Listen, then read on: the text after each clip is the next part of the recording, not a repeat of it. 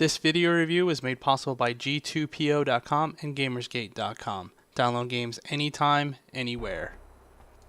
Hey everyone, this is Keith from ClassicLeague.com with a video review of Mars War Logs on the PC. You control Royce Temperance, an escaped POW in this action RPG set on Mars.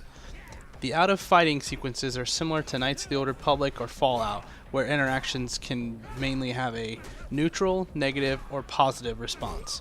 I played through the first time giving mostly positive responses, and it did not appear to alter the game in any way. Mainly it affected the side missions with those that I interacted with. For the fighting sequences, I found it to be a cross between the Assassin's Creed series, when I was attacking and blocking, as well as fighting similar to MMO based, where different numbers binded will complete either a gunshot, grenade toss, or regain health. The MMO based will complete the action if your player is targeting something to shoot at. Also, there's a maneuverability button to parry an attack or to gain a better position on a foe. In the beginning, the numerical buttons are binded to simple sand throwing in your enemy's eyes, and later they will continue to progress to lethal powers. I found myself traveling back and forth for most of the side missions, so the map overlay is needed for anyone who is confused on exactly where to go next. On the map overlay, the game will either circle and write the name of the mission onto the next area to travel to, or it will set an icon for the next person that you're supposed to interact with. The graphics on the PC when they're maxed out were not too bad at all. While nothing to push a decent PC to its limits, it's certainly better than some of the games being made today. You get the sense that you're living on the red planet of Mars, and the setting fits very well.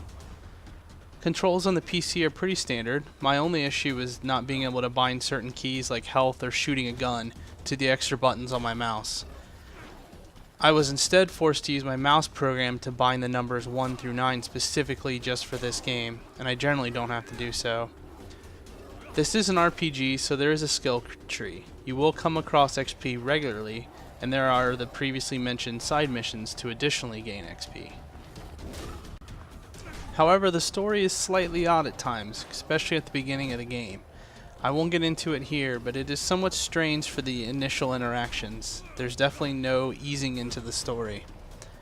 And at times the side missions will have to do a decent deal of backtracking, where that I could have done without. The audio tracks and specifically the soundtrack fit very nicely to this environment. Looking at this game as a whole from start to finish, I must consider the fact that the price is similar to the amount paid for bonus DLC content similar to larger titles. Keeping that in mind, I would recommend this game for an RPG fan.